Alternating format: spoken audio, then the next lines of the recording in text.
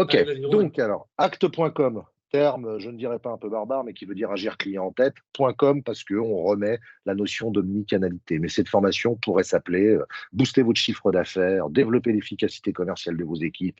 Bref, il y a toujours un petit habillage comme ça, mais c'est dans la réalité quelque chose qui est très opérationnel. Cette formation, on l'a développée sur la base d'autres formations sur la performance commerciale qui existaient, qui avaient des choses qui étaient des aspects satisfaisants et d'autres qui étaient perfectibles, avec une optique qu'elle soit la plus opérationnelle possible. Et je dirais qu'elle donne à tous des clés pour pouvoir améliorer son efficacité commerciale, développer la notion de chiffre d'affaires, mieux maîtriser d'ailleurs cette notion, on va le voir autour des indicateurs commerciaux primaires, de manière à être en capacité de se dire comment se fabrique mon chiffre d'affaires, qu'est-ce qui fonctionne bien, qu'est-ce que je peux améliorer. Pourquoi je dis qu'elle est un petit peu comme ça multiforme? Parce que déjà à l'origine, quand elle a été développée pour le réseau intégré, c'est évident qu'on ne fait pas la même chose dans un game vert où il y a 3 ou 4 personnes que dans un Jardiland flagship où il y en a 40. On n'a pas le même temps pour les rituels, on n'a pas les mêmes effectifs disponibles. Donc, il fallait permettre à chacun de pouvoir prendre et d'adapter dans son contexte et sa réalité, ce que l'on comprend très bien, les outils qu'on va leur transmettre. Très rapidement, revenons un peu sur les objectifs. Vous allez voir, la philosophie générale de cette formation, c'est de prendre en compte que toutes les actions que nous mettons en œuvre en termes de relations clients, lorsque l'on est présent, ce qu'on appellera des comportements professionnels observables en situation de relation client, influencent notre performance commerciale et donc par nature nos résultats. Donc l'originalité est de ne pas déconnecter une formation sur des indicateurs comme ça, qui sont un peu des indicateurs, pas de gestion, parce que là on verra que ce sont des indicateurs opérationnels et les techniques de vente et de relation client de l'autre côté, mais bien de réconcilier les deux et de passer la vente et la relation client à travers le prisme de la performance commerciale. Ça donne du sens à l'ensemble et ça nous permet de revenir à des fondamentaux. Le premier fondamental, c'est le client qui doit être au cœur de nos préoccupations. Et la deuxième chose, c'est qu'on est là pour faire du business et développer notre chiffre. Donc, on aura comme objectif sur cette formation, objectifs principaux, analyser les indicateurs commerciaux pour mieux piloter la performance du magasin et mettre en œuvre des plans d'action adaptés à chaque contexte, situation et population. J'insiste sur adapter à chaque contexte, situation et population. Chaque point de vente est différent, chaque structure est différente. Néanmoins, j'ai cette capacité à comprendre ce qui se passe et à essayer de mettre un plan d'action qui nous permettra d'être le plus efficient ou le plus efficace possible. Sachant que développer sa performance, ce n'est pas un gros mot, c'est faire les bonnes choses au bon moment pour obtenir les meilleurs résultats. Et avec un petit peu de cynisme, c'est parfois faire un peu moins, mais mieux pour obtenir de meilleurs résultats. D'intégrer les logiques de faible flux et de fort flux client dans son pilotage. Alors ça, c'est un choix qui est totalement assumé, comme nous l'avons écrit, parce que beaucoup de formations vous donnent une méthode qui ne tient pas compte du flux client. Et il est évident qu'on ne fait pas la même chose lorsque vous allez arriver dans cette saison printanière. On a déjà eu, nous, à Paris, je ne sais pas si ça a été votre cas, mais un dimanche très printanier qui donnait envie d'aller se balader dans une jardinerie pour fleurir son jardin et de faire tout un tas de travaux pour pouvoir passer la saison estivale dans de bonnes conditions. Ça n'a rien à voir avec un mois de novembre pluvieux, vous avez un flux client qui est très faible. Donc, on ne peut pas attendre des équipes la même chose, ça n'a aucun sens. Et il va falloir adapter, renoncer à certaines choses, en valoriser d'autres et adapter toutes ces techniques de relations clients et toutes ces pratiques en termes de techniques de vente et de relations clients à notre flux client, parce que finalement, c'est le client qui nous donne notre rythme. Et on comprendra très bien, je vous le dis tout de suite, que lorsqu'on est dans une période de frénésie d'achat sur toute la partie jardinerie, potager, etc., on n'est pas dans la vente, on pousse du chariot, on amène des produits, et parfois on n'a même pas le temps de les implanter, que les clients sont déjà en train de piquer dans le chariot ce qu'ils vont planter dans leur potager ou dans leur jardin. On le comprend très bien, il faut juste l'intégrer, s'y adapter dans notre méthode. D'intégrer des dimensions commerce et relations clients dans tous ces rituels. Vous avez des rituels, ils sont spécifiques. Peut-être que certains d'entre vous font des lancements de journée tous les jours.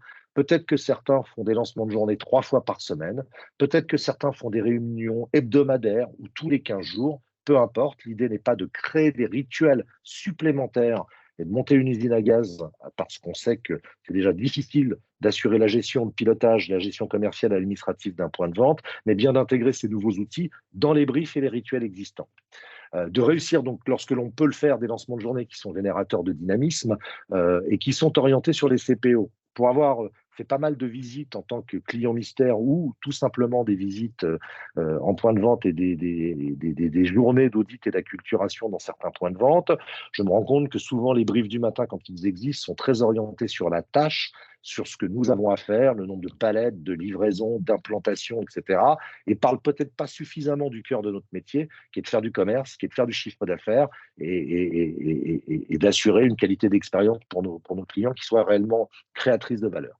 De mettre en œuvre des techniques pédagogiques et d'accompagnement des équipes terrain. Là aussi, vous verrez, il s'agit de formation flash, de petits trucs et astuces qui vont permettre de faire monter ces équipes en compétences et de développer chez eux un certain nombre de réflexes dans un certain nombre de situations. Et puis, la relation client, la performance, eh bien, ça s'anime. Animer veut dire anemar, qui veut dire donner de la vie en latin. Il s'agit de donner de la vie à tout ça, d'être capable de mettre des petits challenges qui sont cohérents avec les plans d'action que l'on fait. Si on a développé ça, notre capacité à mieux analyser comment se fabrique notre chiffre d'affaires. Donc, ce sont grosso modo des objectifs qui sont transverses, parce que si vous les voyez au niveau managérial, ils ont cette logique d'analyse et de transmission vers les vendeurs. Si vous les voyez au niveau des vendeurs, ils ont une logique de compréhension de la manière dont ils fabriquent leurs chiffres et d'intégration du fait que leur comportement influencera la performance, qui influencera les résultats. L'objectif étant de faire de tout ça quelque chose de très homogène. Ce qu'a très bien expliqué Stéphane, c'est pour ça qu'il y a des formations sur une entrée managériale, sur une entrée vendeur, et on peut même aller plus loin avec la possibilité de faire des coachings, pas du tout des coachings ventes comme on l'entend habituellement, c'est-à-dire vous avez quelqu'un qui suit un vendeur, l'écoute et débrief après, mais plutôt de participer et d'avoir quelqu'un qui participe à la vie du magasin pour, in situ, en s'adaptant à des spécificités de chaque point de vente, et bien mettre en œuvre un certain nombre de choses, aussi bien en faisant réfléchir les vendeurs sur leur prise de conscience comportementale en termes de relations clients que sur l'accompagnement des managers à essayer de faire vivre tout ça. Donc, une formation qui, là, sera plus dans la mise en pratique de ce qu'ils auront vu avant et précédemment en salle. J'avance. Les enjeux. Bien évidemment, on repart de l'expérience client. Pourquoi l'expérience client? Parce qu'on est parti d'une étude aussi pour créer cette formation, une étude de l'Observatoire du commerce qui nous disait l'inverse de ce qu'on nous disait il y a 15 ans, qui était que la première dimension désirable, je reprends les termes exacts, hein, la première dimension désirable du commerce de demain, c'est l'humain. Avec 3 sous-dimensions, la qualité de la relation, l'authenticité, donc je veux des vendeurs sincères et naturels, et la troisième chose, c'est la qualité de la relation, plus sous un sens, sous une vue en termes d'expertise. C'est-à-dire je rencontre des gens passionnés qui m'apportent de l'expertise. Autrement dit, nos clients finalement, lorsqu'ils viennent en magasin, ils veulent une relation qui soit créatrice de valeur, ce qui est tout à fait logique. Il y a 15 ans, on nous expliquait qu'Internet allait tout bouffer. Je pense que tout ce que Internet pouvait manger a été pris. Aujourd'hui, Internet est surtout une source d'information, même si ça favorise quelques achats. Lorsque le client se va en point de vente, il attend quelque chose et la différence, c'est l'humain. Donc, on parlera du plaisir de vendre. On fait un métier de plaisir. Vous vendez des produits aussi qui sont des produits généralement qu'on n'achète pas par obligation, mais pour se faire plaisir. On parlera du développement des compétences, parce que c'est important de développer ces compétences, d'harmoniser nos pratiques et de suivre régulièrement nos indicateurs. Ce ne sont pas des gros mots, ces indicateurs. Comme leur nom l'indique, ils nous donnent des indications sur ce que l'on peut améliorer, et sur ce que parfois est positif, mais aussi sur ce qui est parfois perfectible. On travaillera aussi un petit peu sur l'omnicanalité. Alors, on introduit les outils du fait qu'aujourd'hui, dans les points de vente et dans le commerce un peu plus moderne, eh bien, on a à notre disposition un certain nombre d'outils qui vont nous permettre de donner satisfaction à nos clients, mais aussi que finalement, cette relation en magasin qui est centrale avec le vendeur, elle n'est qu'une suite et un enchaînement de tout un point de contact qu'on a avec une enseigne ou un réseau. Et très souvent, eh bien, lorsque vous, je ne sais pas si vous en vendez, mais j'imagine que oui, si demain vous vendez à un robot de tonte, il est très fort probable que votre client a déjà fait tout un tas de recherches sur Internet, sur votre site, sur celui de vos concurrents, sur le site des constructeurs, peu importe, et arrive déjà avec un certain nombre d'informations. Et c'est pour ça que la qualité de la relation va être primordiale dans l'acte de vente, parce qu'il va venir chercher de l'expertise, se rassurer, se conforter dans des choix. Et jamais nos clients ne sont arrivés avec autant d'informations qu'aujourd'hui lorsqu'ils arrivent en point de vente. Donc on reviendra sur l'omnicanalité et tous les points de contact que l'on peut avoir avant, pendant, après la vente, parce que c'est à intégrer dans notre démarche. Voilà. Euh, Ensuite, on reviendra un petit peu sur la vente. Et là, on repart d'une pyramide de vente qui est relativement simple, hein. qui reprend un peu le chemin de vente et vous allez voir qu'on va le transformer en comportement et on le passera après à travers le prisme de la performance. Mais ça fait du bien aux vendeurs de revenir sur des fondamentaux de la relation client. Ça fait du bien aux managers de reprendre aussi des outils qui vont leur permettre de faire monter en compétence leurs vendeurs. Même si eux-mêmes sont de bons vendeurs, ils sont très souvent pas forcément conscients de leurs compétences et de là être en capacité de les exprimer et de les transmettre, eh bien c'est sympa de revenir un peu sur la relation client. Donc une pyramide très simple, hein, accrocher, découvrir, conseiller, conclure et fidéliser. Pourquoi est-ce qu'on l'a mis en vert dans un sens et en rose ou en rouge? Ça fait rose sur mon écran, mais normalement c'est censé être rouge dans l'autre. Eh bien tout simplement parce que vous pouvez considérer que cette pyramide, elle représente une temporalité. Si vous mettez de l'énergie et un petit peu plus de temps dans l'accueil, le choisir le bon moment, l'approche et la découverte, eh bien progressivement, tout ce qui va être conseil client, conclusion et fidélisation coulera de source et sera relativement facile à mettre en œuvre. Par contre, si la base n'y est pas, c'est derrière qu'on rame et c'est compliqué de conseiller, c'est compliqué de fidéliser. Et c'est quand même l'objectif, c'est d'avoir des clients satisfaits qui reviennent et refréquentent nos points de vente. On leur donnera des petites fiches outils. Alors, oui, juste avant, hein, on introduit cette logique de fort flux et de faible flux. Comme je vous l'ai dit précédemment, il est hors de question de pouvoir imaginer qu'on peut faire la même chose sur une journée de très forte activité ou une période de très forte saisonnalité et sur une période de saisonnalité plus basse. Donc, nos comportements seront adaptés en fonction de notre flux client en étant le plus réaliste possible par rapport aux possibilités de ce que l'on peut faire en point de vente. On ira derrière vers des petites systématiquement sur chaque partie, hein, l'accroche client. Alors l'accroche client, la prise de contact, peu importe comment on l'appelle, si vous voulez, pour nous, il y a deux moments, il y a deux temps dans l'accroche client. Il y a l'approche et il y a l'accroche. L'approche, c'est choisir le bon moment. L'accroche, c'est choisir le bon comment. Voilà. Pour ça, on peut parler d'accueil passif, hein. L'accueil passif, ça sera de créer chaque jour les conditions optimales de l'accueil de nos clients, ce que vous faites généralement très bien, c'est-à-dire d'avoir des rayons pleins, propres, achalandés, avec des prix, parce que nous n'aurons jamais un vendeur sur chaque client et que le magasin est par nature vendeur lui-même. Tout ce qui relève de l'accueil actif, chose classique, savoir dire bonjour, démontrer sa disponibilité à nos clients, démontrer par notre comportement que notre client a été pris en considération et l'autoriser à nous solliciter s'il en a besoin. Voire, bien évidemment, aller au-devant de cette sollicitation lorsque c'est évident, c'est-à-dire que le client démontre par son comportement qu'il a besoin de nous. Ça, c'est généralement 20 points de chiffre d'affaires supplémentaire. Si tous les clients dans toutes les entreprises, dans toute la distribution, c'est une statistique générale, hein, de France, lorsqu'ils ont besoin d'un vendeur, étaient détectés et pris en charge, eh bien, on sait que la distribution ferait 20% de chiffre d'affaires en plus. Parce que malheureusement, ce que nous constatons en général, c'est que 90% des contacts sont à l'initiative du client et pas du vendeur. Et on parlera donc de cette approche, de ce moment, et on parlera de ce comment. C'est une partie sur laquelle on focus beaucoup parce que pour mettre en œuvre un certain nombre de comportements qui nous permettre de détecter les gens qui ont besoin de nous, déjà, il faut les voir. Et ce que l'on constate tout simplement, je vous donne un comportement au hasard qui est à animer, c'est la fameuse priorité 360 degrés. Très souvent, nous sommes très centrés sur ce que nous avons à faire. On est en train de faire une implantation, on est en train de faire quelque chose, donc on est concentré sur ce que l'on fait et on ne regarde plus autour de soi. Donc relever la tête pour rester réceptif sur sa surface, c'est quelque chose qui a été beaucoup perdu parce qu'on est plus orienté vers la tâche que vers le client. Ça peut paraître très simple, ça peut paraître un petit peu facile comme ça, mais c'est une réalité. Et bien évidemment, je ne peux pas accueillir les gens que je ne vois pas. Je ne peux pas non plus aller au-devant d'un client qui démontre par son comportement à un moment qu'il recherche quelque chose et qu'il ne trouve pas, si je ne le détecte pas. Donc c'est notre priorité, c'est déjà d'être observateur. La deuxième chose, c'est l'accroche, c'est-à-dire choisir la bonne manière. Là aussi, toutes les phrases qu'on a habituellement, bonjour, est-ce que je peux vous aider, en quoi puis-je vous renseigner, etc., sont des phrases qui sont faiblement efficaces. 70% des bonjour, est-ce que je peux vous aider se terminent par un non merci, je regarde. Même si 20 secondes après, le client vous pose une question. Parce que inconsciemment, en traductique, bonjour, je peux vous aider, de la part d'un vendeur vers un client, s'ils ne se connaissent pas, bien évidemment, c'est un bonjour, je peux vous en coller. Par contre, imaginons que notre client est en train de regarder un produit spécifique, il est sur une nouvelle gamme de barbecue que vous venez de recevoir et que l'accroche se fait autour du produit. Parce que finalement, le premier point en commun que nous avons avec le client est le produit qu'il regarde. En lui disant, nous venons juste de les recevoir, c'est la dernière collection de chez, dernière collection, enfin, ou dernière gamme de chez Weber. Euh, vous avez exactement la taille supplémentaire derrière. Bref, vous apportez une information, une caractéristique autour du produit, ou une information, disons, ils sont en promotion jusqu'à la fin de la semaine. Bref, toutes ces choses qui finalement ne sont pas du tout agressives, parce que vous portez votre attention sur ce qui retient l'attention de votre client. Et vous l'accrochez par le premier point en commun que vous avez avec lui, qui est le produit qu'il regarde. Eh bien, ça devient tout de suite beaucoup plus efficace et ça permet d'entrer en contact et en dialogue avec son client. Donc, on travaillera sur ces sujets-là. On travaillera aussi sur la partie découverte avec une optique particulièrement orientée vers le faible flux, c'est-à-dire je peux me permettre de m'interrompre et de passer un moment un peu plus long avec un client.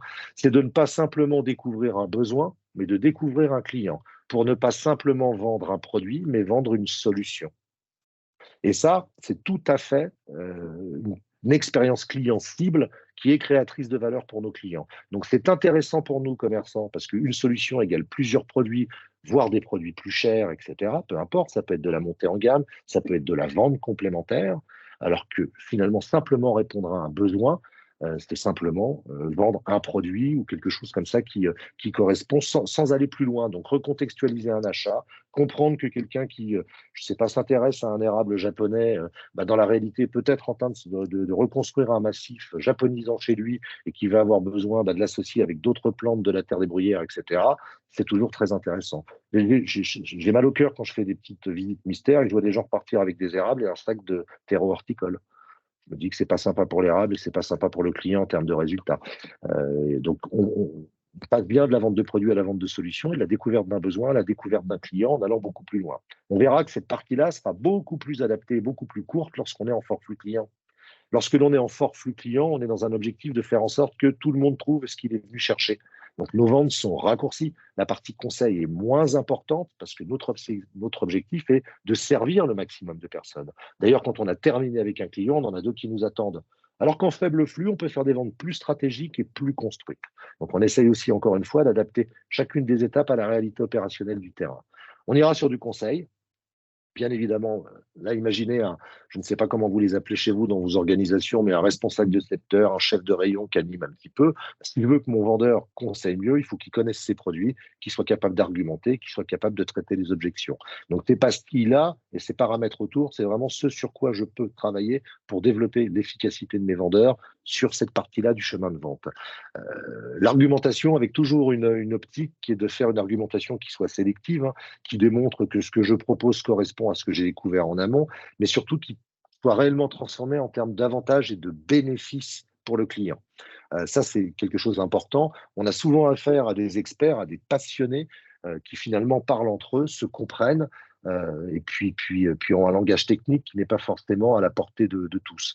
Moi, très souvent, je les sors un petit peu du contexte. Hein. J'ai pas mal de passion dans ma vie et je leur dis, bon, bah voilà, j'ai un appareil photo avec un obturateur qui va à un 8 millième de seconde. Qu'en pensez-vous? Généralement, les participants me regardent, ne comprennent pas trop où je veux en venir. Ils le reformulent en disant, j'ai un obturateur qui va à 8 millième de seconde, ce qui me permet de faire des photographies de sport automobile et des véhicules en déplacement rapide et d'avoir des photos nettes. Ben là, ils ont compris. Ben, c'est pareil, il y a tout un tas de caractéristiques dans vos produits, aussi simples soient-elles, qui vont permettre à terme de réellement permettre au client de se projeter dans l'utilisation et de comprendre les bénéfices et les avantages de la solution qu'on lui propose. C'est un discours qui est plus vendeur et qui est plus agréable pour le client. Et on parlera bien évidemment de la capacité à réfuter les objections en utilisant tous les outils qu'on a à notre disposition, avec des techniques simples. On ne dit pas non à un client, on dit oui, vous avez raison, ou oui, mais on amortit cette objection, ensuite on y répond. Et lorsque vous disposez d'outils d'aide à la vente, si on a des objections financières, eh bien s'il y a des possibilités de paiement fractionné, etc., on utilise tous les outils que nous avons pour pouvoir lui permettre de concrétiser son achat et de se faire plaisir. On reviendra également sur la conclusion de la vente, repérer les signaux de conclusion et savoir résumer la proposition finale pour aller jusqu'à la partie fidélisation. C'est-à-dire que la vente ne s'arrête pas simplement quand le client nous a dit oui. On n'est pas avare d'un conseil, d'une astuce, d'une préconisation ou de la mise en évidence de tous les services que l'on peut proposer. Je ne connais pas exactement les spécificités de Jardinerie du Terroir et de Delbar sur vos enseignes, mais j'imagine que vous avez des programmes fidélité. Les avoir, c'est bien, les présenter sous forme d'avantage, c'est mieux. Et de comprendre que un client qui est encarté ou qui adhère à un programme de fidélité revient 2,3 fois plus en point de vente et généralement sa transformation et son panier moyen est aussi plus élevé. Donc ça a un intérêt pour le client qui découvre certainement des avantages et pour vous, commerçants, de les encarter, de les fidéliser. Il faut redonner du sens à tout ça. Ça nous emmène ensuite à des fameux CPO, c'est-à-dire que tout ça, c'est des belles paroles, mais quels sont les comportements professionnels observables de ces étapes de la vente? Et là, vous verrez qu'il y a systématiquement trois choses qui sont à retenir. On a tout ce que l'on peut mettre en œuvre en toutes circonstances, ce que l'on peut faire en flux fort et ce que l'on peut faire en flux faible. Sachant que ce sont bien les managers qui donnent du rythme à leur équipe dans l'animation de la relation client. Et je n'attendrai pas la même chose d'un vendeur en très forte activité ou en très faible activité. L'objectif étant que un comportement observable est un comportement par nature qui s'observe et qu'on va pouvoir ensuite animer par la suite avec son équipe. Donc on aura des comportements observables sur cette partie-là, on aura des comportements sur la découverte, le conseil, la conclusion, la fidélisation. Et la deuxième partie, même si on ramènera les comportements observables dans cette partie-là, relève beaucoup plus de tout ce qui relève de la performance commerciale. Donc, on va partir du principe que chaque semaine, chaque jour, chaque mois, vous avez des objectifs de chiffre d'affaires à faire. Ces objectifs, eh bien, on peut les illustrer par des indicateurs qui sont à atteindre, que l'on peut regarder. J'imagine que vous avez déjà ces notions. Combien de clients sont passés en caisse? Quel panier moyen ont-ils? Combien d'articles je vends en moyenne? Soit au niveau du magasin, soit au niveau d'un secteur donné. Et la question qu'on se dit après, c'est quel comportement on doit mettre en œuvre. Donc imaginons un manager qui décide une fois par semaine de regarder un petit peu plus comment son chiffre d'affaires est structuré et qui se dit, tiens, pour la semaine suivante ou pour ce mois-ci, voilà ce que nous devons atteindre, voilà nos indicateurs de référence et voilà les comportements que je vais demander à mon équipe de mettre en œuvre, parce que je sais que s'ils mettent en œuvre les bons comportements, eh bien, ils atteindront les bons indicateurs qui me permettront de faire mon objectif de chiffre d'affaires. Donc, généralement, l'entrée managériale est plutôt en haut de la pyramide et l'entrée des équipes est plutôt en bas, parce que le collaborateur sait que s'il propose systématiquement les produits qui s'associent, s'il pose les bonnes questions de concept, il vendra une solution. S'il vend une solution, il impactera un nombre d'articles par client. Si ce nombre d'articles est atteint, que le prix de vente moyen de l'article n'a pas bougé, eh bien nous ferons notre chiffre d'affaires. Donc, avoir cette capacité à prendre du recul et à se poser la question de comment se fabrique mon chiffre est fondamental. Et pour ça, on va leur donner une équation commerciale qui va leur expliquer que les indicateurs, ils fonctionnent toujours par 3. En haut, j'ai un objectif à réaliser. Mon objectif sera toujours constitué d'un nombre de gens qui passent en caisse multiplié par ce qu'ils dépensent en moyenne. Et ça, ce sont nos indicateurs primaires. Parce que si demain, ils ouvrent un magasin, si demain, vous êtes patron de votre propre boutique, qu'elle vous appartient, c'est vos investissements et c'est vos sous, ce que vous rêvez quand vous faites du commerce, c'est d'avoir un maximum de gens qui passent en caisse et qui dépensent un maximum d'argent. Alors, je suis un peu excessif, qui dépensent un argent bien investi dans une solution qui va leur donner satisfaction, on ne sera jamais dans la vente portée, mais c'est le nerf de la guerre. Et vous voyez, finalement, si votre objectif est divisé par votre panier moyen, vous trouverez toujours votre nombre de tickets. Et si votre objectif est divisé par votre nombre de tickets, vous tomberez toujours sur votre panier moyen. Si demain, je veux augmenter mon panier moyen, c'est-à-dire le montant moyen que ce que dépense un client lorsqu'il passe en caisse, eh bien, il n'existe que 2 solutions. Lui vendre plus d'articles, ça sera mon nombre d'articles par panier, ou lui vendre des articles plus chers, être capable de faire des montées en gamme. Et ça passera par la qualité de la relation client. Si je vends des solutions, si j'ai des produits qui s'associent évidemment, je ne sais pas, je vends un barbecue, je vends des outils de nettoyage et des ustensiles pour cuisiner si c'est le premier barbecue. Eh bien, avec une solution nettoyage plus pince, couteau, etc., enfin, tout ce qu'il faut pour pouvoir griller ses saucisses, eh bien, il n'y a pas de raison, j'ai déjà vendu 3 articles.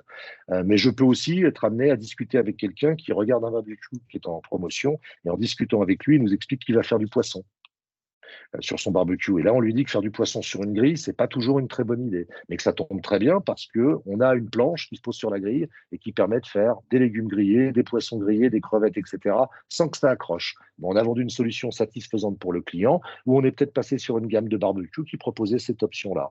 Donc, soit je vends plus d'articles, soit je vends des articles plus chers. Pour avoir plus de tickets, il n'y a pas 36 solutions non plus. Hein. C'est soit d'avoir plus de visiteurs, donc plus de gens qui rentrent dans le point de vente. Alors, il y a toute l'attractivité, la saisonnalité, les opérations marketing, etc., d'une enseigne qui génèrent du trafic, mais il y a aussi la qualité de la relation client, parce qu'on le sait tous, quelque part où nous avons été bien accueillis, bien reçus, où nous avons rencontré quelqu'un de sympathique avec qui nous avons pu échanger et qui m'a apporté satisfaction dans le conseil en partageant son expertise, et ben, j'ai envie d'y retourner. Et puis notre fameux taux de transformation qui mesurera notre capacité à transformer nos visiteurs en clients. Donc pour avoir plus de tickets, il y a deux solutions, mieux transformer ses visiteurs en clients ou augmenter son nombre de visiteurs. Comme vous l'avez vu, les indicateurs fonctionnent par points. Objectif, panier moyen, ticket. Panier moyen, nombre d'articles et prix de vente moyen. Un panier moyen divisé par un nombre d'articles donne toujours un prix de vente moyen. Et un prix de vente moyen multiplié par un NAP donnera toujours un panier moyen. Donc il y a une certaine logique, y compris de calcul, parce que tout ça est lié. Puis vous avez ensuite les indicateurs tertiaires qui impactent les indicateurs secondaires. Je ne vais pas m'étendre aujourd'hui sur ce sujet-là. Cette équation, elle est fondamentale. Parce que, par exemple, vous aviez 10 000 euros de chiffre d'affaires aujourd'hui, vous avez fait 13 000, vous êtes à plus 30. Vous posez votre équation, vous regardez vos indicateurs, soit au niveau du magasin, soit au niveau d'un département, et vous vous demandez pourquoi on a fait plus 30. Et puis là, vous vous rendez compte qu'en fait, le panier moyen n'a pas bougé, le nombre de tickets a augmenté. Première information, vous vous dites génial. Votre panier moyen est à peu près stable. Et quand vous regardez, ce n'est pas votre taux de transformation qui a augmenté, c'est votre nombre de visiteurs qui a augmenté considérablement. Voire même votre taux de transformation a baissé un peu. Parce qu'il y avait tellement de monde qu'on n'a pas forcément très bien géré ce flux client. Eh bien, c'est génial parce que vous allez pouvoir dire à votre équipe, et là, je me fais un petit peu l'avocat du diable, génial, on est à plus 30 sur notre objectif cette semaine ou aujourd'hui. Par contre, concrètement, ce n'est pas forcément grâce à nous. Parce que il a fait très beau, beaucoup plus chaud que prévu. On a eu un afflux client qui était largement supérieur à nos historiques. Et en fait, le chiffre, il s'est un petit peu fabriqué tout seul. A contrario, vous aviez 10 000 affaires, vous avez fait 7 000. C'est une journée qui a été catastrophique avec le retour du froid. Votre panier moyen est à peu près stable, votre nombre de tickets s'est effondré. Vous constatez que le nombre de visiteurs a été divisé par 2 par rapport à un samedi normal. Mais par contre, votre équipe a augmenté son taux de transformation de 5, 6, 7, 8 points. Peu importe. Bien là, vous allez leur dire, on est passé à côté de l'objectif. Pourquoi? Parce que le nombre de visiteurs s'est effondré. Mais je tiens à vous féliciter. Parce que malgré un très faible flux, vous avez su être très disponible pour vos clients et vous avez mieux transformé nos visiteurs en clients. Si nous avions eu les performances de taux de transformation habituels, ce n'est pas moins 20 ou moins 30 que nous aurions fait aujourd'hui, mais c'est peut-être moins 45. Donc, lorsqu'on regarde comment on fabrique son chiffre d'affaires, on a une capacité à comprendre la différence entre résultat et performance. Parce qu'on peut valoriser un bon résultat, ou certes, mais avec une mauvaise perf, ou avoir un mauvais résultat avec une bonne performance. L'objectif étant très simple, c'est d'avoir tous les jours une bonne performance, parce qu'à terme, ça amène du résultat. Mais ça permet aussi de se dire pourquoi ça a fonctionné. Donc, qu'est-ce que je dois continuer à faire? Parce que parfois, ça fonctionne bien parce que le nombre d'articles par panier a considérablement augmenté ou a pris une augmentation significative. Et vous applaudissez vos vendeurs en disant tout ce qu'on a travaillé sur les ventes complémentaires, vous avez su le mettre en œuvre et ça paye. Ou parfois, vous vous plantez, on est en dessous des objectifs et puis on se rend compte que, allez savoir pourquoi, notre NAP a baissé et vous savez que votre plan d'action, vous allez le mettre sur les réflexes de vos vendeurs à proposer systématiquement les produits qui s'associent, ne serait-ce qu'à titre informatif. Parce que dans le volume, ça permettra à un moment ou à un autre d'impacter cet indicateur qui remontera notre panier moyen, qui nous permettra de faire notre chiffre d'affaires.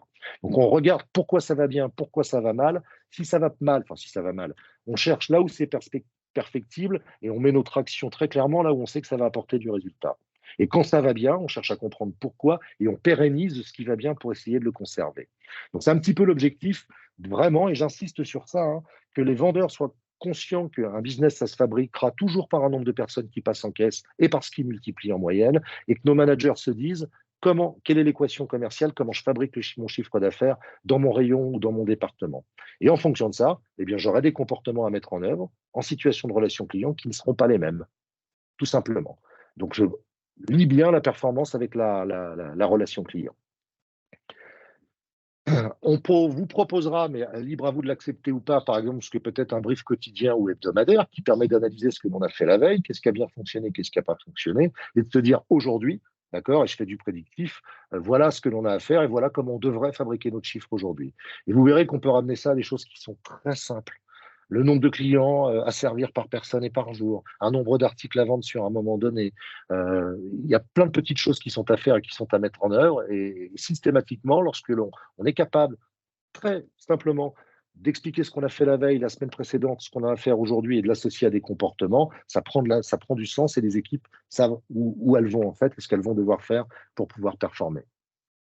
On ira ensuite, et j'essaie de tenir mon timing, mais je suis déjà 5 minutes en retard, sur la partie développer les compétences et transmettre à son équipe avec quelque chose qui est très simple. Hein. Je ne peux pas demander à des gens de faire des choses qu'ils n'ont pas compris. Donc, il y a un moment, il faut que je leur explique. Très simplement, mais il faut que je leur explique. C'est pas parce qu'ils ont compris qu'ils savent faire. Donc, il y a un moment, il faut avoir des entraînements. La semaine de l'accueil, la semaine du 360 degrés, de relever la tête. Et on couple ça à de l'animation, hein, c'est la partie d'après, mais j'aurai pas le temps de beaucoup développer, où on donne plein de petits trucs et astuces aux gens qui sont en charge de l'accompagnement des équipes de vente pour qu'ils puissent à terme créer des réflexes sur leur équipe. Moi, quand je fais des coachings, je suis en point de vente, je dis systématiquement aux gens, je veux beaucoup marcher dans le magasin aujourd'hui, quand vous me voyez, vous m'envoyez un clin d'œil. Si par contre, c'est pas moi, mais un client, c'est un sourire, c'est un bonjour, c'est un signe de la tête, c'est tout ce qu'il faut pour démontrer qu'on l'a pris en considération. Si vous ne me voyez pas, par contre, je vais arriver derrière vous, je vais vous surprendre ou ce genre de choses. Dans le secteur du sport, je me baladais avec une balle en mousse, je mettais un jeu le matin et je disais, bon, sauf si on est en très fort flux client, si vous ne me voyez pas, je vous shoot avec ma balle en mousse.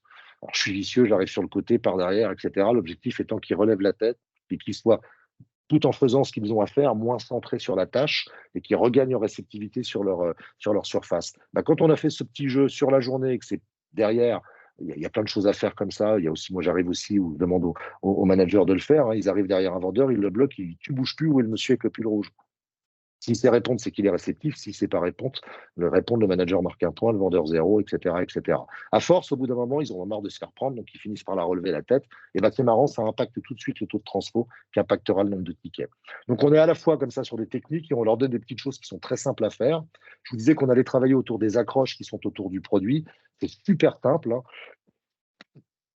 de recevoir une nouvelle gamme de produits, d'implanter une nouvelle gamme d'alimentation animale pour chiens, créée par un de vos partenaires, et puis de prendre un sac en disant, OK, si on doit accrocher autour de ce produit, comment on en parle?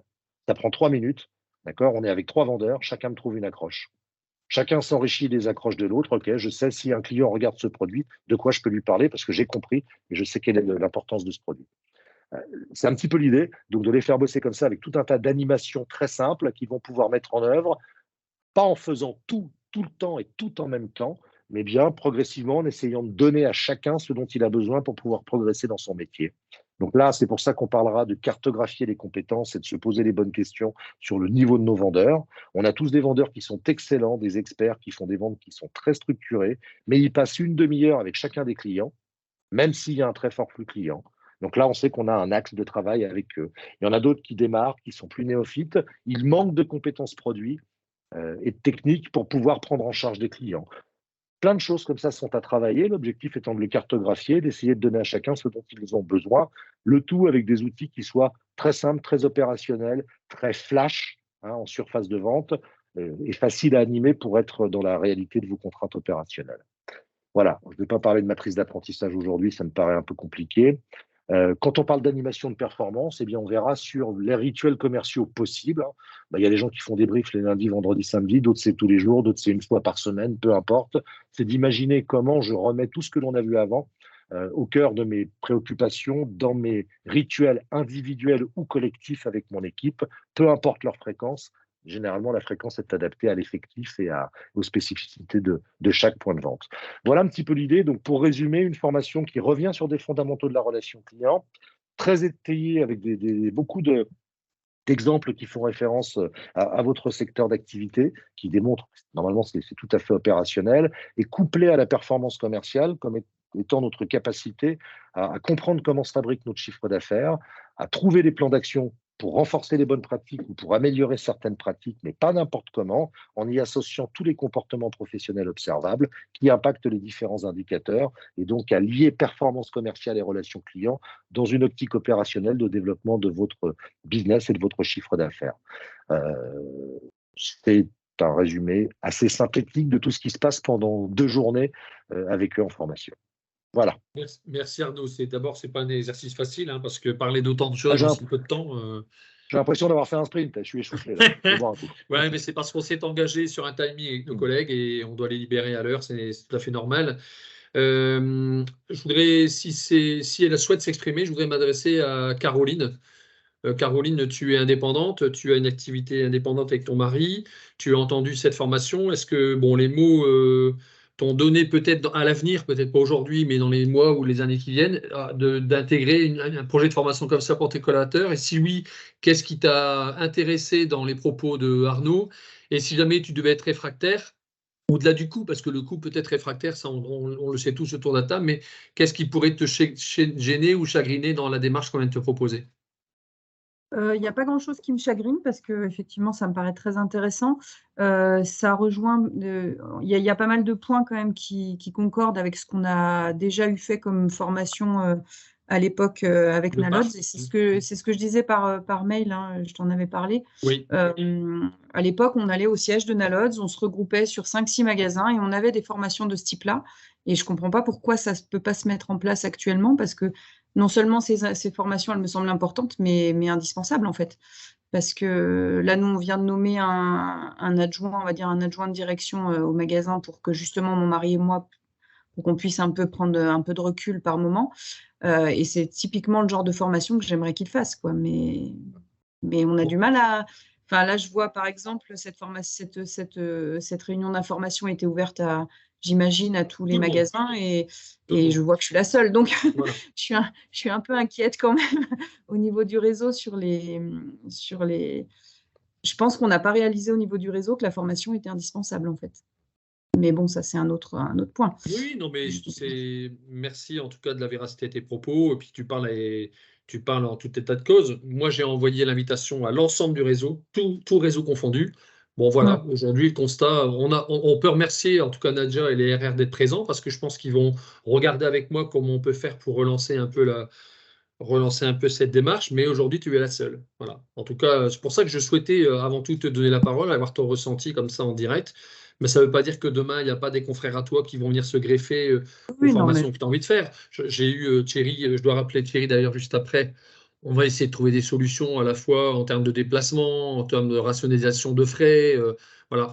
Je pense que on est sur la bonne voie. Maintenant, il faut relancer la machine. La machine, elle a peut-être fait un stand-by pendant quelques mois ou quelques années. Et avec Nadja et tout, on va retravailler. Comme tu dis, on va resensibiliser, peut-être centrer les formations sur Saint-Étienne. De toute façon, Arnaud et son équipe, ils se déplacent où on veut. Hein. nous, Lui on a à notre l'habitude, hein, disposition. de toute façon, Voilà. nous, on a l'habitude de se déplacer pour les réunions, bah, on va se déplacer pour les formations. C'est sûr que ça a un coût. C'est pour ça que si on peut grouper sur plusieurs collaborateurs Ouais. ou sur plusieurs magasins d'une même région, est-ce que ça peut se faire aussi grouper des magasins Jardiland, Gamverne, Bien sûr. et Telbar? Pourquoi pas? Je veux dire, de toute façon, on fait partie du même groupe. Je pense qu'on peut se former ensemble, même si on n'a pas forcément les mêmes attentes au niveau. Enfin, si, de toute façon, l'attente, elle est la même pour tout le monde, hein, c'est faire du Ouais. commerce. Donc, même si on n'a pas les mêmes configurations de magasins, je pense que ça peut complètement se. D'ailleurs, on l'a déjà fait. Hein, il y a quelques années, on avait fait une formation au siège et je me souviens il y avait des responsables de secteur de Jardiland. Et c'est même très intéressant parce que ça permet de faire des partages d'expériences qui sont intéressants aussi. Alors après, au niveau du coût, est-ce que c'est des choses qui peuvent être prises en charge par le commerce? Je Oui, sais que les budgets sont de plus en plus je sais. restreints. Je sais. Mais bon, Mais ça peut être pris en charge par ton ouais. organisme collecteur. Ça, c'est une réponse que je t'affirme devant tout le monde. C'est pris en charge. Après, tout dépendra de ce qui te reste au niveau de l'enveloppe.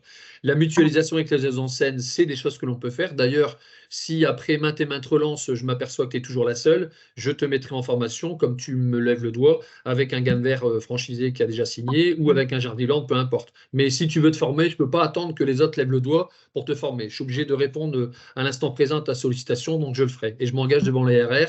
Je ne vais pas te laisser sur le côté de la route comme ça. Je viendrai te chercher. Et si tu dois aller dans une autre structure, je t'emmènerai dans une autre structure. Arnaud, tu as levé la main. Tu voulais peut-être t'exprimer. Dis-moi.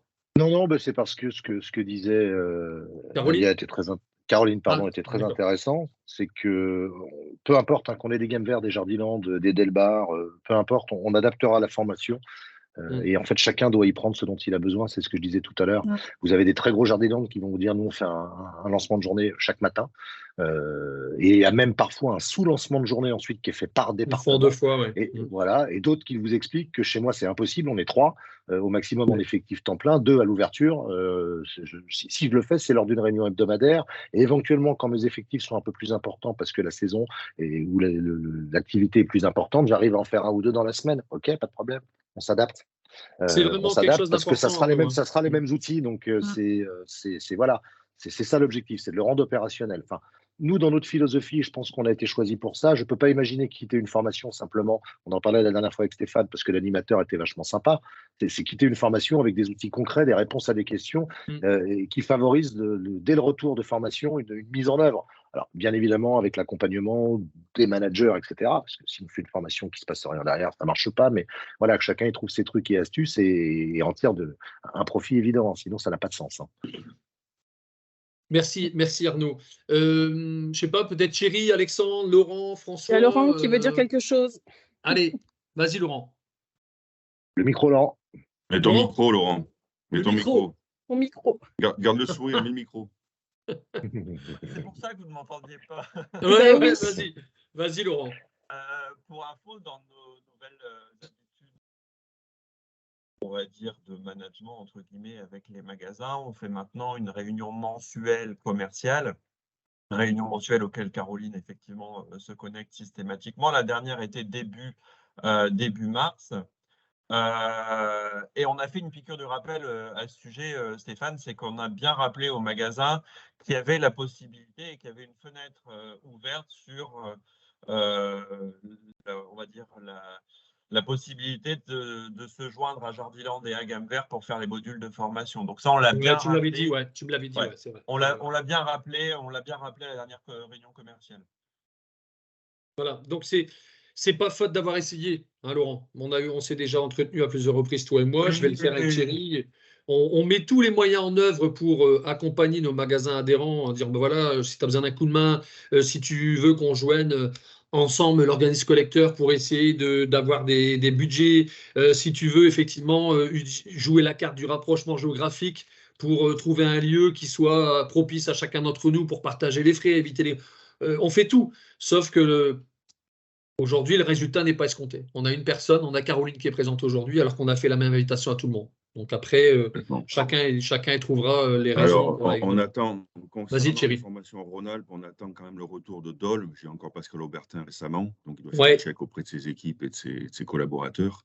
Et puis, il faudra qu'on fasse le point par rapport à Sauvert et notamment Gamme Vert, Rhône-Alpes avec le Delbar de Cluse pour éventuellement organiser peut-être la mutualisation. Mais bon, on essaie par tous les moyens, quoi. Eh oui, je sais, Thierry. Je sais parfaitement. On essaie par tous les moyens. Après, effectivement, une réunion, une formation sur la région de Saint-Étienne, comme on le faisait à l'époque, c'est une bonne idée. Caro a raison aussi. Si on arrive toutefois à mutualiser aussi des magasins sur la région et sur le périmètre lyonnais, quoi. Voilà.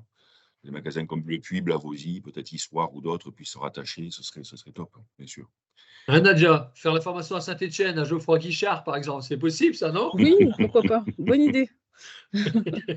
Ben oui, je pense que la force vive, les formateurs et formatrices, on les a. Nous, on a la volonté, effectivement, d'accompagner nos managers, nos vendeurs. Après, voilà, à force de travailler, de réfléchir ensemble, on trouvera bien, effectivement, une solution qui soit propice à chacun d'entre nous et surtout qui soit dans les volontés de nos opérationnels, nos adhérents. Voilà, on voulait absolument avec Arnaud, parce que je regarde l'heure et le temps nous est compté à chacun d'entre nous, mais vous faire partager cette formation. Encore une fois, il y a un indicateur pour moi, j'étais en magasin donc samedi et dimanche matin pour regarder un peu les affaires, comment elles fonctionnent.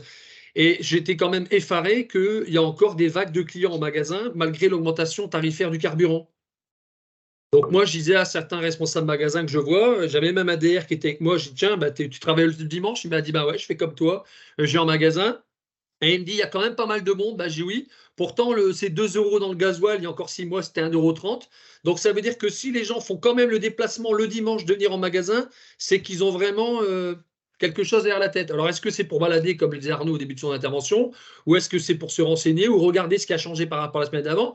Et en tout cas, je voyais les vendeurs qui posaient des étiquettes, je voyais les vendeurs qui discrètement ils retiraient une petite palette qui traînait au bord de la réserve et qui mettaient quelques produits alors que c'est le dimanche. Voilà. Bon, moi, je suis toujours interloqué et je dis, le responsable n'est pas là. On me dit, non, le responsable n'est pas là aujourd'hui. Donc, ça veut dire que comme l'expression qu'on a tous connue, moi, quand j'étais directeur magasin, c'est quand le directeur n'est pas là, chacun, il fait ce qu'il veut. Et l'avantage de cette formation acte.com, c'est que le directeur, s'il devait s'absenter, parce qu'il a le droit de s'absenter au même titre que chacun d'entre nous, il laisse, entre guillemets, des comment on pourrait dire, Arnaud? Des actions managériales ou des actions commerce gérées en fonction du flux, c'est ça?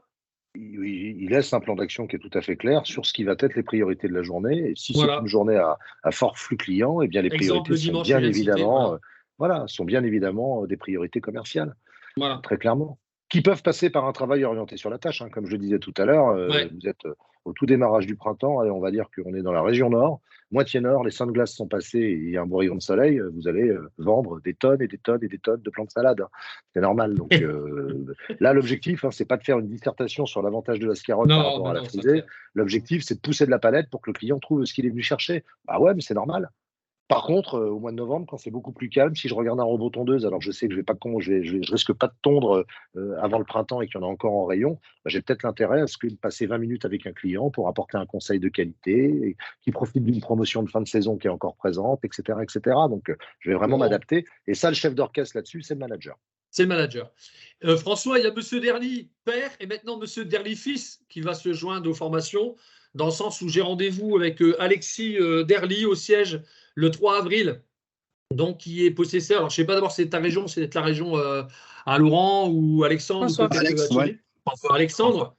Oui, le fils, c'est de mon côté, oui. Voilà, et donc il vient me voir sur le siège, Alexis. Il vient visiter les locaux le 3 avril. Très bien. Je voulais ajouter une chose, Stéphane, c'est que y a quelques adhérents qui sont en termes de formation plutôt opportunistes en termes de participation aux formations. Et je trouve que ce qui est efficace et pragmatique, c'est d'avoir une sorte d'alerte régionale lorsque vous organisez les formations avec un groupe Jardiland ou Gamme Vert, d'avoir l'alerte.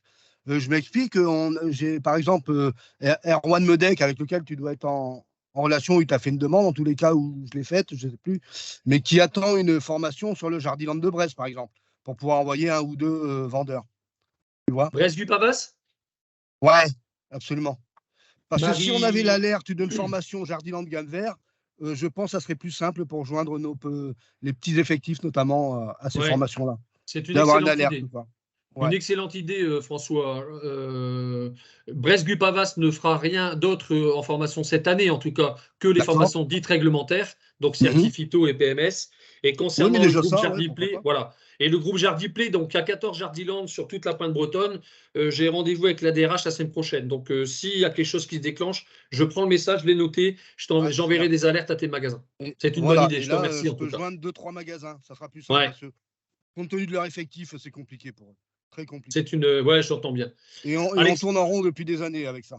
Ouais. En fait, c'est ça, Stéphane. Moi, j'avais compris qu'il y avait des lieux en fait qui servaient de centre de formation. 63, ouais. Voilà, c'est 63 lieux en fait de formation. Ce qui serait, alors je ne sais pas si c'est possible, hein, mais ce qui serait bien peut-être, c'est qu'on sache un petit peu. Dès qu'il y a une formation qui va démarrer, qu'on le sache. Et à ce moment-là, peut-être que ça peut faire l'objet d'un plan d'action que les RR pourront mettre en place pour raccrocher et faire cette fameuse opportunité qui va faire que, en fait, il y a des magasins dans notre réseau qui vont se greffer. Ouais, c'est génial. On va travailler ça. Parce que sinon, c'est malheureux, mais j'ai l'impression que tout ce qu'on dit, tout ce qu'on met en place, les réunions qu'on essaie d'organiser, de toute façon, c'est pas propre à la formation. Hein, ça reste une tendance générale. On a toujours du mal à faire venir, en fait, à faire participer sur du Teams. Mais peut-être que si on dit clairement de telle date à telle date, sur tel centre, sur tel magasin, il va y avoir telle et telle formation, à ce moment-là, c'est vraiment du concret. Et là, on pourra agir de manière plus efficace pour rattacher en fait des magasins du réseau Nalods. C'est une excellente idée, Nadia. Oui, effectivement. Ça serait, je ne sais pas hein, si on peut fonctionner comme ça. Peut-être. Oui, ça peut simplifier les choses, effectivement. Il y a 63 lieux de formation qui ont été identifiés. Alors, quand on dit c'était par rapport à la Covid-19, c'est le côté sanitaire, une salle suffisamment grande avec vidéoprojecteur. Mais ces 63 lieux sont blindés à chaque fois parce que c'est les formations intégrées et on ne leur demande pas s'ils ont envie d'y aller. On les oblige à. Donc, c'est-à-dire que les 63 lieux, quand on dit il y a une formation, il faut 8 personnes, vous allez jusqu'à 14h. À 14h, on a 8 personnes. Donc, ce n'est pas du tout la démarche que nous. C'est les magasins intégrés, en fait. D'accord. Okay. Mais c'est les magasins intégrés, on leur dit il y a une formation, j'en sais rien, moi, acte.com à Brest le 10 avril, il faut 8 personnes, j'ai qu'à 14h. À 14h, on a les 8 personnes. C'est pas du tout la démarche. Ça ne marchera jamais alors, du coup, si ces formations-là sont toujours blindées. Les magasins, ils sont sites d'accueil. Donc, ils peuvent aussi bien accueillir du Naloz que du Gamver ou du Jardiland. C'est parce que les magasins ont, si tu veux, la structure pour pouvoir recevoir du public. Tu vois? Mais maintenant, associer nos magasins Naloz aux magasins Gamver, bien sûr que c'est réalisable au même titre que Jardiland. Je vais regarder la faisabilité. Encore une fois, on va encore essayer quelque chose. Après, Stéphane, on n'est pas obligé de savoir ce qui va se passer sur les 63 magasins, mais peut-être que sur les 63, il faudrait peut-être en cibler quelques-uns qui soient bien placés par rapport à notre carte à nous. Voilà, ceux qui sont un peu centraux par rapport aux implantations de nos magasins. Oui, par rapport à enfin, qui peut le plus, peut le moins. Donc, exactement, je suis d'accord. Et mieux c'est parce que même 300 km, c'est trop pour certains chez nous. Hein, donc, ouais, ils les feront pas. Tant qu'il y a un maillage qui soit hyper serré, quoi. Ouais, les 300 bornes aller, 300 bornes retour, 600 km sur une journée, ils les feront pas. Mais on n'arrête pas de se le dire. Ouais, après, on n'arrête pas de se le dire, mais je pense que la clé, c'est vraiment de mixer les groupes parce que sinon, on n'y arrivera pas. Il faut mixer. Ouais. C'est ce qu'on demande. On profite du groupe, on fait partie d'un gros groupe, au moins qu'on ait cet avantage-là, quoi. On n'a plus la convivialité qu'on avait avant avec notre petit groupe, au moins qu'on profite de ce qui se met en place au niveau national et qu'on puisse en profiter, quoi. Oui, tout à fait. Ça me paraît être la base. Je pense qu'il y aurait, encore une fois, j'aurais adoré, moi, mixer des magasins Delbar, les 41 Delbar ensemble, déjà trouver à remplir des sessions Delbar, déjà, 100% Delbar. Après, si on doit mettre des Delbar et puis des jardineries du terroir, je serai une deuxième fois ça s'est fait. Et si demain, on doit mettre des Delbar et des Jardilando et Gamver, on le fera, il n'y a pas de problème. Mais tout, c'est une question de place dans la formation. C'est-à-dire qu'au-delà de 10, on refuse, on ne fait pas. Et quand je lance, même si des formations avec les Gamver, les sessions sont pleines. Alors, il n'y a pas de profusion, il ne faut pas exagérer non plus, il ne faut pas mentir aux gens, et je ne vous mentirai jamais. Mais quand les sessions, je les ouvre, elles sont pleines dans la minute qui suit. Et quand je veux en ouvrir une deuxième, je n'ai qu'une personne. Et malheureusement, la personne, elle reste sur le carreau, ou alors la personne, elle vient se greffer dans la session. En tout cas, il y a un engagement que je prends auprès de vous, et je prends Arnaud comme témoin.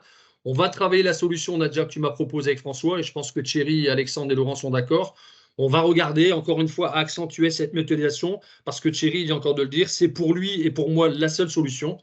Donc, on va travailler dans ce sens-là. On ne va pas laisser tomber. Et Caroline, en ce qui te concerne, en tout cas, tu me disais, je suis un peu désespéré, Stéphane. Je te vois sourire, je te préfère comme ça.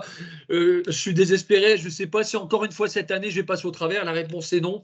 Je vais tout faire pour, en tout cas, au minimum, rallier peut-être des collaborateurs à toi pour faire en sorte que les sessions se fassent 100% Delbar. Et si on devait aller sur du Gamver et Jardiland, je te prends volontiers et je te mettrai dans les formations les plus proches de chez toi. Et je m'engage devant tout le monde. Donc, comme ça, j'ai plus le droit de me tromper. Hein. Les salariés sont vendeurs en plus. Donc c'est oui, j'ai vu. Parce que quand on force quelqu'un à aller à une formation, s'il n'y en a pas, on va se dire, bon, au pire, voilà. Mais franchement, la plupart sont vraiment demandeurs. Là, en plus, j'ai des nouveaux qui ne sont pas, on en a déjà parlé, hein, mais qui ne sont pas forcément issus du commerce et qui sont en attente justement d'avoir des clés pour mieux vendre, pour être plus efficace. Donc, on peut faire de la formation en interne, mais c'est pas pareil. Je pense que le fait de se déplacer en formation, c'est quand même autre chose. Caroline, tu me disais, la Jurassienne, ça fait un peu loin Dole de chez toi, non? Alors, ça va aller ou pas? C'est pas ça que je voulais dire. C'est que de toute façon, se déplacer à la Jurassienne ou se déplacer à Saint-Étienne ou se déplacer à Lyon ou même à Paris, c'est un déplacement. Ça change pas grand-chose en fin de compte. Donc, c'est pour ça que je pense qu'il faut pas se limiter à un magasin qui aura peut-être pas forcément les mêmes besoins que moi en termes d'intitulé de formation, enfin de type de formation. Donc, c'est pour ça que moi, ça ne me dérange pas du tout d'aller à Dole, bien au contraire. Hein, je veux bien aller visiter cette jardinerie que j'ai jamais vue. Mais par contre, voilà, je pense qu'il ne faut pas se limiter à un magasin ou deux magasins. Il faut voir large. Et puis, s'il faut se déplacer, faire 100 km, voire 300, voire 400, une fois qu'on est monté dans le train, qu'on fasse 500 km ou qu'on en fasse 200, ça ne change pas grand-chose. Après, il y a des endroits qui sont plus faciles d'accès que d'autres, mais on se débrouille. On se débrouillera. C'est pas un souci. Je te remercie infiniment, Caroline, pour cet acte d'engagement par rapport à la formation. Alexandre, tu voulais dire un petit mot ou c'est OK pour toi, mon ami? Non, c'est OK. Après, on va repousser dans les magasins.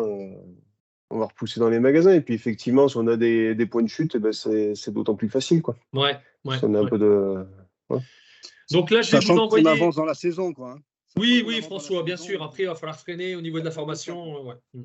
Alors, il y a ça aussi, hein, les dates, il faut faire attention, hein, parce que c'est sûr que moi, ma saisonnalité aussi est un peu différente. Moi, je veux dire, si on me colle une formation au 15 juin, c'est pas dit que je puisse y aller parce que nous, notre saison, elle est vraiment jusqu'au 15 juillet. Donc après, il y a aussi ça, il y a aussi des problèmes de disponibilité. Alors après, bon, bah, on a va vraiment prendre tous ces paramètres. Donc, on se débrouille, encore une fois, on se débrouillera. On changera les va se plannings, débrouiller. on se débrouillera. Mais c'est vrai que voilà, je pense que si on peut programmer des formations dans l'hiver ou dans l'automne, c'est préférable. On va s'y atteler, Caroline. Fais-moi confiance. Je vais vous transmettre le replay de cette réunion dans quelques jours. Il faut que je le passe au service com pour qu'elle remarquette un peu tout ça. Et le support que Arnaud vous a présenté, vous ne l'avez pas eu dans sa totalité, mais en tout cas, on va vous le faire transmettre. On va vous le transmettre également. Ça pourra être utile pour vous, mes collègues RR, ou aussi toi, Nadia, si jamais tu avais à mettre en place des réunions prochainement commerciales, comme le disait François, d'avoir, alors vous y ferez le condensé que vous souhaitez. Peut-être que tous les slides ne sont pas à présenter, mais en tout cas, vous aurez un support qui soit à la fois exhaustif et parlant.